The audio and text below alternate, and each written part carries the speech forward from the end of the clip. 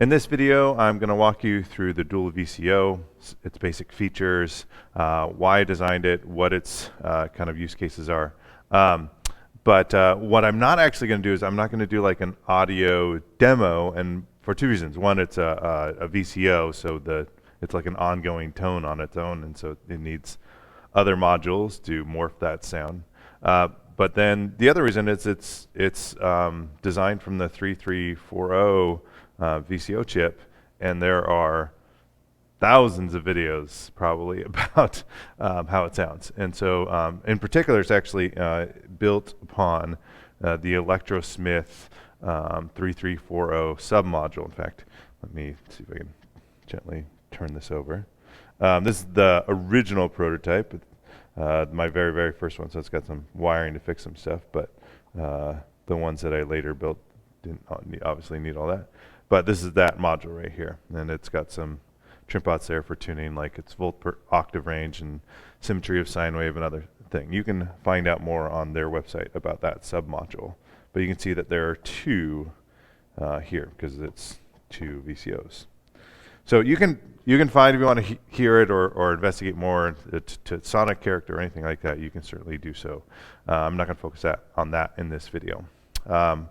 What I'm going to tell you is where the design is at right now, the things that I'm looking at as I create one that's more designed for like creating music. This was actually designed for doing math and doing mathematical analysis. Obviously creating music and then analyzing it, but its primary focus was for my students. And so I'm going to take this design, refine it some. It's not going to change a ton. I'll tell you that here in a sec.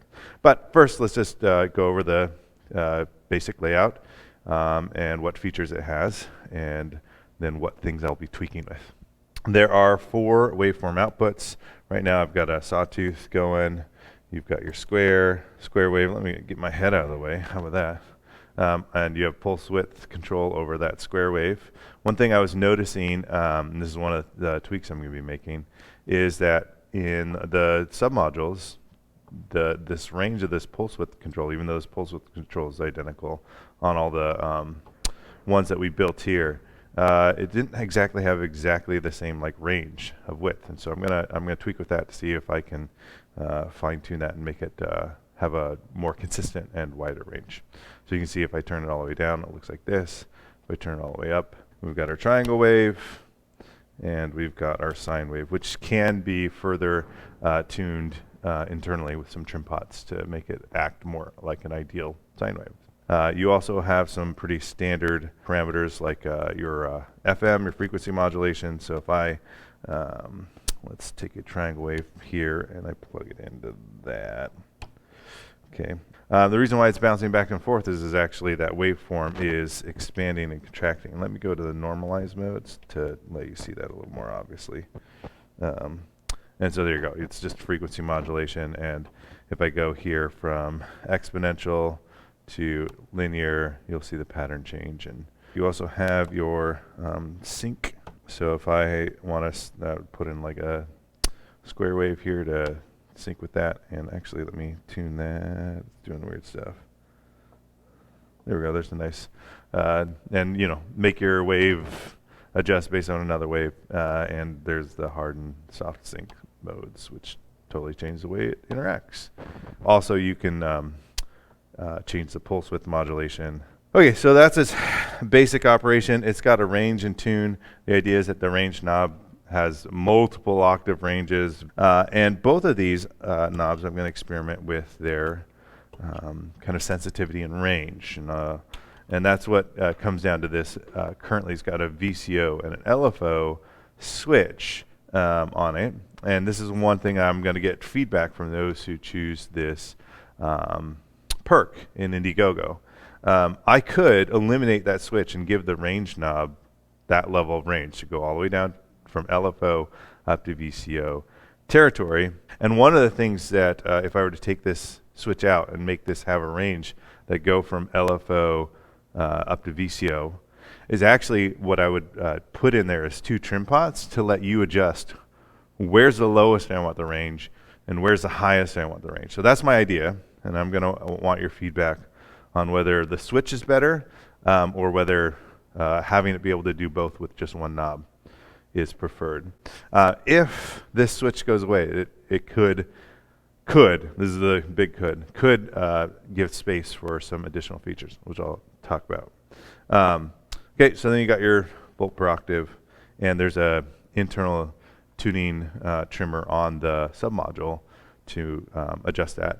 And I'll do some like preliminary adjustments before I ship it out, but you'll have to fine tune it just because every environment is different, and analog devices and such. Let me talk about a couple of differences. So this right here was designed for students. That's why there's this particular color coding. It actually has to do with more than just this module and a bunch of other series of modules to help them connect this to that and know what is an output and what's an input and such like that. So I'll keep some similar design elements to help with that, you know, inputs and outputs and stuff like that, but it won't be color coordinated in the way that it is because this is specific to the whole set. This switch, if I were to take it out, if we are able to remove this switch, I believe that there will be space to put in a mixer with a DC offset. What that would allow you to do, right now you can see that this is through 0, meaning the middle of this waveform is at 0 volts. And sometimes if you're working as an LFO, you don't want it to go into negatives. Sometimes you do. And being able to like adjust this up and down would be super helpful.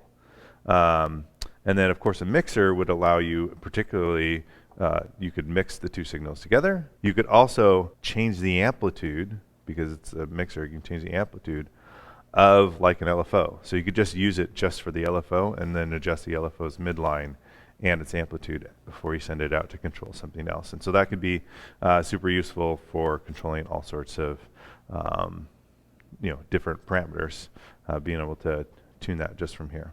That's what I could do, or I could just leave it as is, leave the switches to go from LFO to VCO range.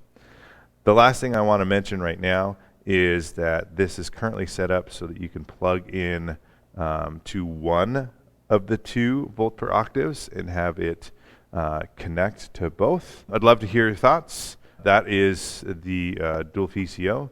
Again, you want to hear how it sounds like, go look up the Electrosmith 3340 module or sub-module on like a YouTube video and you'll find it.